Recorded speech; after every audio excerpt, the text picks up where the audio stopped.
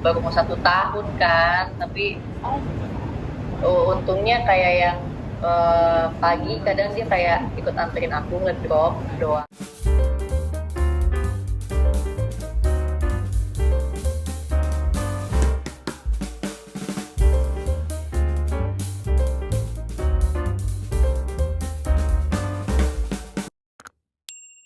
Dia di saat ini juga seperti apa, jadi ya aku kayak bayangin aja dan ya eksekusi di lapangannya aja yang kayak lumayan membantu banget untuk peran Kayla ini.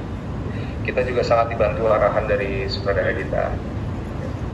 Ya paling itu sih, sebelum kita take kita belajar scene-nya bersama. Iya, dan aku sama Indri juga sebenarnya sebelum judul ini kita udah kenal Udah lama kenal, jadi kalau untuk kayak ngebondingnya lebih cepet lah karena udah kenal, jadi kayak nggak kepuk lah intinya gitu. Ya, boleh mungkin dari aku dulu. Kalau sejauh ini sih belum pernah ketuker ya dialognya, makanya sebelum take atau di saat baru datang ke lokasi itu saya benar-benar breakdown dan telitingin juga gimana kapan saatnya aku menjadi Rehan dan kapan saatnya aku menjadi Andre. Nah, sejauh ini belum pernah ada ketuker sih, cara logat, cara berbicaranya gitu belum ada. Tapi kalau untuk aku sempat tanya lebih suka peran Andre atau peran Rehan? Andre sih. Andre. Iya. Oh ya. Dapat banget soalnya kayak.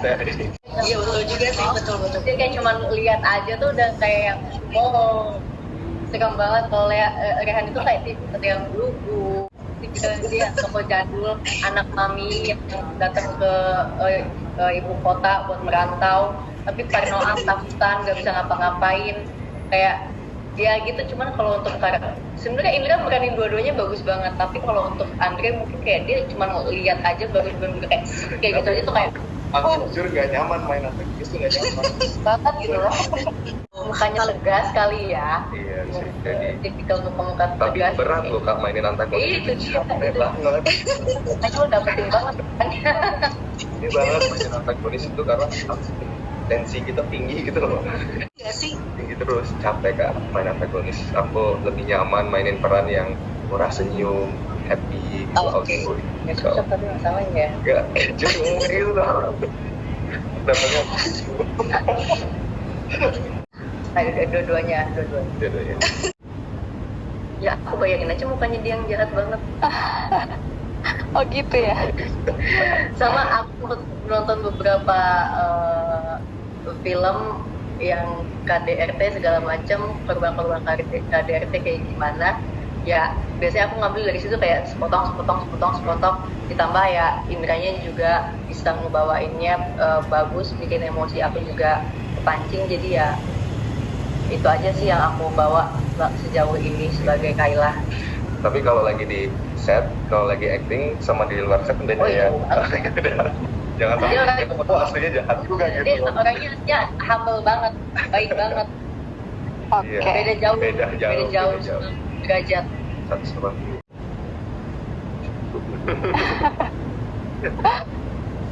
Apa? Ya, semoga aslinya nggak kayak gitu. Enggak lah. Oke.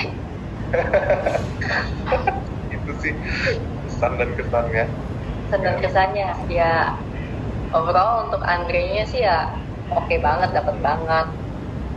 Ya pokoknya udahlah, perfect aja dia udah maininnya sebagai karakter Andre. Thank you. Sama juga aku ngerasa yang sama ke Dila. Dia udah di set juga sebagai aktris juga luar biasa di set, dan enak buat tektokan, jadi kita mainnya juga enak. Dulu ya. Iya, aku butuh waktu. Biasanya aku setelah sebelum masuk set aku baca dulu dengan seperti apa, kronologinya kayak gimana, dijelasin sama sutradara segala macam. Ketika udah mulai take, untuk ngumpulin semua emosinya, biasanya aku butuh waktu konsentrasi sebentar sampai aku kumpul semua emosinya, aku dapetin, baru aku bilang ke sutradaranya udah oke, aku bisa gitu. Itu penting banget sih Kak. Kalau di bidang acting itu kita butuh waktu untuk build up mood kita sebelum kita take. Nah, kalau Indra sendiri, menurut Indra bukan tipe pemain yang bisa nyangkut sama karakternya kelamaan gitu loh Kak. Jadi seumpamanya Indra harus masuk ke dalam peran itu nggak butuh waktu yang lama, dan keluar dari peran juga nggak butuh waktu yang lama. Ada kan pemain yang kalau misalnya udah masuk ke perannya ke bawah seharian gitu, ya kan Nila? Atau kalau udah di set, udah action, udah bisa masuk ke peran, pas cut udah bisa balik lagi ke normal gitu. Iya sih, buat aku kayak gitu. Kalau aku mungkin yang kayak kakak tahu sendiri yang namanya teater, syuting stripping dan film tuh beda-beda ya. Mungkin kalau untuk teater atau film mungkin kita bisa jauh ke bawah karakternya, karena kita emang benar-benar masukin semua rasanya kan ya, berbulan-bulan kita butuh bangun. proses bangun jadi karakter seperti itu. Beda sama yang stripping yang kayak space kan. ya, terus juga kan apa namanya ya, bisa kayak kita switch, kayak kita bisa balik ke diri kita lagi kalau di stripping, karena kayak kerjanya juga kayak yang tap cepat. Beda sama yang teater atau yang film kan emang bener-bener kayak yang lu jadi ini bener-bener lu masukin semua raganya, jiwanya ke dalam satu tubuh, itu berbulan-bulan prosesnya. Sampai pun ya, jadi menurut aku sih sebenarnya bisa-bisa aja ya kalau sama stripping karena sinetron. Iya, benar banget sih Kak. Karena gimana ya, beda banget sama aslinya Kak. Aslinya ya beda gitu loh. Mungkin nggak tahu apa yang mereka lihat, kok dibilang wajahnya seram, wajahnya jahat, apa emang karena perannya aku mainin jahat jadi kayak kebawa sama mereka, kalau mereka ngeliat aku jadi jahat terus. Oke, jadi buat Indra tuh awalan masuk sebagai karakter itu kan pasang wig, pasang brewok, pasang kumis, dan itu butuh waktu berjam-jam dan panas Kak, panas banget, kayak wig segala macam, jadi ke distract konsentrasi kita, apalagi kalau udah keringetan kan pasti rambutnya nempel-nempel kemana-mana. Jadi gitu sih paling kemarin tuh pas harus pasang wig. Sejauh ini belum ada sih, mungkin karena baru juga kali ya, syuting kita baru nyampe 2 minggu, jadi kayak masih belum ada yang gimana banget kalau di akunya. Mungkin satu hal aku mau tambahin, itu sih kayak mainin sebuah peran yang emang beda banget gitu loh, kayak sumpamanya beda banget sama aslinya. Mainin peran antagonis terus ada peran culunnya juga, jadi kayak itu benar-benar jadi challenge, gimana caranya aku bisa mainin sesuatu yang aku nggak biasa mainin gitu Kak. DM neror gitu sih Kak, kayak jahat banget kamu aslinya, udah dikata-katain lah kayak gitu. Cuman ya gimana ya, kayak aku suka ngebandingin gitu loh, kalau seumpamanya ada yang nge-DM gitu, aku jadi kepikiran gimana sih mereka cara nontonnya. Kalau aku nonton film gitu, kayak aku melihat programnya secara utuh gitu loh kayak wah ini peran antagonis benar-benar bikin warna di program ini, bukan malah aku ngata-ngatain. Jadi kayak kadang suka heran gitu, kok jadi dikata-katain. Iya udahlah, udah resiko kerja. Kalau istri saya sendiri ngelihatnya ya, dia suka ngelihat kalau seseorang itu bisa mainin beragam karakter gitu. Kayak kemarin sebelumnya di judul lain aku karakternya beda, terus sekarang bisa loh aku kayak semua peran mungkin bisa gitu, udah bisa semua peran. Jadi ya ini kesempatan juga buat aku nunjukin kalau aku bisa mainin beragam peran loh. Dan dari keluarga, kalau dari keluarga katanya nggak boleh lagi antagonis. Mohon mama bilang, aku nggak mau ngeliat kamu mainin antagonis lagi. Nggak ada sih, palingan kayak awal-awal kan munculin Kayla kan kayak bener-bener kayak bunyok di mana-mana kan. Terus mau mukanya lebam, terus tiba-tiba kayak baru video call tuh kayak buset, muka lo diapain tuh sama siapa tau. Shock ya? Iya, jadi kayak lebih shock aja buset. Iya, mama bilang ya gimana ya, di tingkat sosial jadi kurang enak gitu loh. Kayak temen keluarga yang ngomong, iya anaknya jahat banget kayak gitu. Jadi kayak mau ngindarin itu sih sebenarnya. Iya pasti. Gak mungkin juga istri aku tahu kok orang ini. Enggak pernah. Karena semua baik-baik aja. Sebelum kita nikah kita juga udah tahu resikonya seperti apa. Kita juga di industri yang sama, jadi kita tahu sewaktu-waktu pasti akan akan sibuk, masing-masing sibuk kan. Tapi untungnya di syuting ini kan setiap hari Minggu libur, jadi Minggu udah didedikasikan buat keluarga gitu, buat sama istri. Alhamdulillah, dan jangan sampai aku punya pengalaman kekerasan ya. Untuk riset, iya aku nonton kayak paling beberapa film kayak yang aku sempat nonton juga film-film yang soal kasus KDRT atau yang semacamnya lah. Dan juga ya banyak diskus juga sama sutradara maunya kayak gimana, dan ada beberapa yang juga jadi bayangan aku juga, dibantu juga emosinya sama pemain-pemain, sama Indra dan sutradara. Jadi ya dari situ aja sih yang aku ambil. Paling ini aja sih, kayak sebuah kesempatan untuk showcase gitu loh, sejauh apa sih kita bisa buat gitu kan. Kalau dari sisi saya meranin beberapa karakter yang beda-beda. Kalau aku sih mungkin karena udah lama vakum, terus kangen banget mau syuting. Kebetulan juga pas aku ditawarin judul ini, aku lumayan tertarik sama karakternya karena sebelumnya aku belum pernah dapet karakter yang korban KDRT kayak gini. Jadi aku kayak diskus sama suami juga, dia juga bilang oke kok, jadi deh oh ya. Kalau buat saya sendiri mungkin udah berapa udah 8 tahun lebih aku nggak di stasiun ini, di stasiun SCTV. Jadi kenapa aku jadi pengen ngambil, karena aku mau ada kerja di stasiun ini lagi. Kalau untuk series mungkin aku lebih ngambilnya ke Korea kali ya.